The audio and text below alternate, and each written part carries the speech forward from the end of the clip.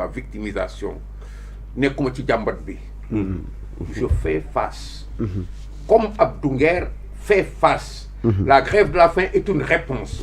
Parce que deful grève de la faim rek. dafa def grève de la faim pour que ñu renseigner ko ci situation lan la def naan ka wax lan la def. fii mu toog nii muy kaso lan moo ko fi teg su xamul loolu dafay def grève de la faim. On n'est pas, c'est pas un voleur. Un voleur n'a pas le droit de faire une grève de la faim. C'est pas un tueur. Kooku amul droit de grève, c'est un délinquant. Ça, c'est un citoyen responsable, un honorable citoyen qui se bat pour son pays. Quelle que soit sa posture dans l'espace politique, bokk na parti, bokkul parti, il a endossé le maillot à côté de tout ceux-là qui défendent ce pays-là. jàkkaarloog ak ñi nga xam ni dañu war a xeex ak ñoom parce que dañuy yàq réew mi.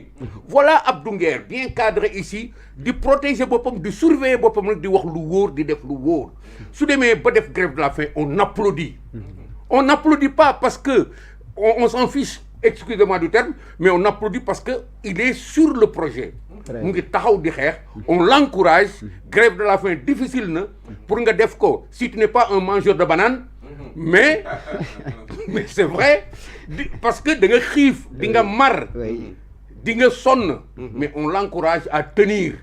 Peut-être ce ne sera pas la dernière grève de la faim dina ko annoncé waat suñ ko bàyyiwul après buñ ko waxee lan dafay def il va peut-être faire une autre grève de la faim lu mu ci def rek ñu ngeeg moom di exiger ñu tontu ko te génne ko fii mu nekk. C'est ça la vérité. Nous ne sommes pas dans une foire. Fii nu bëgg yóbbu c'est vraiment dans des détails exécrables. Le Sénégal mérite beaucoup plus que ça. C'est ce que Abdou Nguer est en train de leur prouver depuis qu'il est dans l'espace public. Nous aussi à côté de lui nous disons la même chose. ñun naqarluwuñu dara. On fait face à ces gens-là. Et c'est tellement vrai que dans cette histoire de Azoura, il faut qu'ils comprennent que kenn du leen fekk si. La diversion ne passera pas. Kenn du leen fekk, ça ne nous intéresse pas. Sincèrement, laajal kii yéen a ñu ci yóbbu yéen ñii di laajte di ci waxloo suñu génnee fii fàtte nañu ko. Ce qu'on exige de c'est qu'ils répondent aux Sénégalais. Ce qu'on exige de c'est que ñu yore réew mi normalement. Voilà ce que je tenais à dire par rapport à ça. Merci beaucoup sujet la boo xamante buñ ko toppee moom duñ si pare dañuy continuer ak yow par rapport ak aussi daanaka coowal góor jigéen gi daanaka nekk na toole boo xamante ni siwaat na Sénégal li ko waral nag mooy célèbre waa jooj noonu nga xamante ni gannaaw ab vidéo boo xamante ni def na ko di wone à ce que mi ngi Ndakaaru moom sax daanaka dafa rëcc si immeuble bi nga xamante ni moom moo daanu foofu Ngor ñu bëri sax ñeenañ kii yàlla moo ko woon boppam par rapport ak immeuble boobu noonu mu màbbal voilà si loolu noonu nag li tax ma interpellé si parce que le premier ministre jamono ji campagne aussi ñoom dañ ne woon suñ ñëwee bokk na si loi yi ñuy njëkk a voté lu assemblée nationale mooy ñu criminaliser wàllum homosexualité mais ba tey gisaguñ ñu puus si wala ñu paas si. xam nga dafa am lu xew ci réew mi. dama jékki-jékki rek benn concept valoriser boppam ci penc mi. mooy karma. xam nga soo koy transposer ci espace bii mu nekk. ci sunu système de croyance.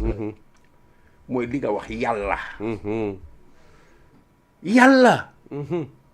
xam nga boo gisee ñu fort nii ku mel ni Abdou Nguer fort.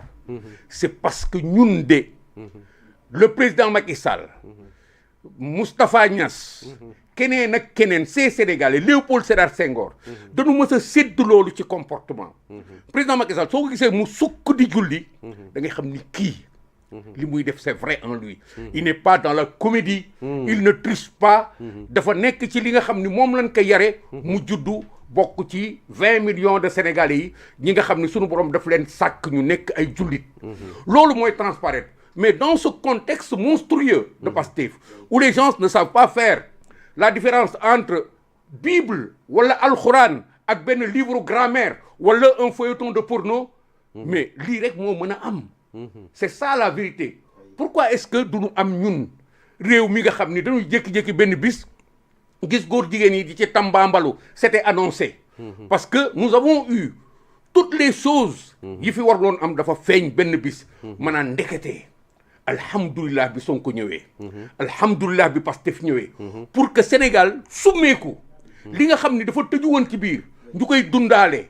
di dem nit ñi l'escroquerie était très forte ay borom sikkim samay moroom ay borom ñu ne xaafizul quran ilimaan la jàngalekat la sëriñu daara la sëriñu tariqa la ñu nekk ci biir di def ay njaaxum dans leur quotidien sans dans l'espace politique li ko feeñal mooy li ñu feeñ fii soo imaginer ki mën a nekk sëriñ di woote ak taalibe wala nga nekk sëriñu daara wala nga nekk nit ki nga xam ni da nga jàngi xam-xamu diine ba noppi mën a fen ci place publique bi par ton propos ou par ton comportement mën a porter en public ce projet là et consort naan président Macky Sall à l'époque déjà nga nangu yow xeex ak ki nga xam ne defu la dara tooñ ko tooñ bu clair rien que parce que dans le projet bi nga xam ne moom nga àndaloon li ngeen doon wët muy pouvoir bu ngeen séddoo et c'était clair dès le départ ñoom ñëpp ba ci Tariq Ramadan mii fi ñëw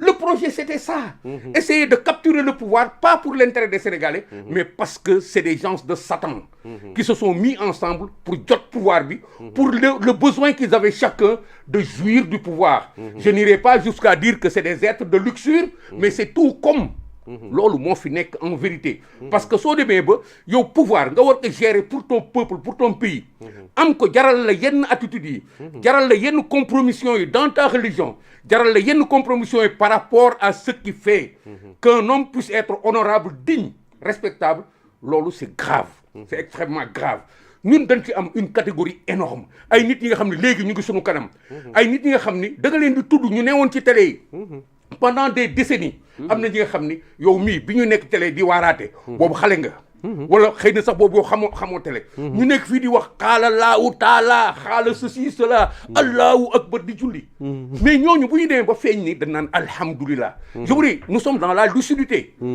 lépp lu ñëw rek dañuy tax ci fu mu positiver lii mënul woon ñàkk am mënul woon ñàkk am que góor jigéenu tubaab des na leneen autre chose va venir nous avons eu d'abord ça c'est annoncé nous avons eu tous ceux qui ont été catalogués góor jigéen et qui se promènent ici depuis que Pastef est là à Ziguinchor à la présidence de la République il faut le dire amaat ci yeneen cas la compromission wax ni dañuy criminaliser ñëwuñu ñi ànd ak ñoom ñëpp tey téye seen loxo ba ci ay sëriñ yi nga xam ni ñeme bu mu leen tudd pourquoi parce que nous sommes dans l'investigation permanente ku nekk am na ñu tudd fii gis naa leen ci biir su fi ñu positionné depuis démb seenu cosaan ci diine ñu taxaw fii di contre président Macky Sall par rapport à ce machin là te nekk ñu woon ci dëgg ñàkk nekk ci dëgg boobu moo indi lii yëpp dañuy feeñ pourquoi parce que ils ont investi dans la saleté c'est la casse affaire góor jigéen boo gëmul dara ci yàlla nga respecté garab yii